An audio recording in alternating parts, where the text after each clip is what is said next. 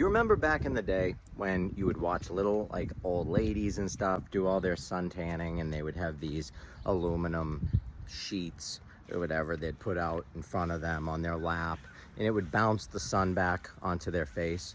You remember that? I remember seeing that when I was a kid growing up.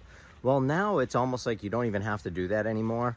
You can just go outside. And I have a feeling it's because of, you know, what they're doing. All these airplanes that fly around and the stuff that is left behind. You know, all the lines that are in the sky, like in this video, all these lines. Well, you wonder what's in that, what's in that cloud. You ever wonder that? And I don't want to get too specific or anything, but if you just look at, you know, some of this, you'll get an idea of what could potentially be in there. I mean, what some people think might be in there.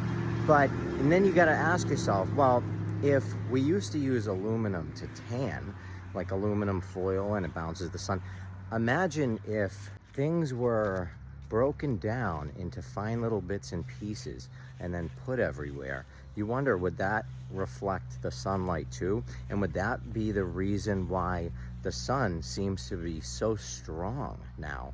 I went out in the sun the other day and I got burned pretty bad, and I wasn't out there for long and it wasn't even that hot. So you got to ask yourself, like, why is the sun getting stronger? And I know a lot of people think, oh, it's a different sun, it's not the real sun.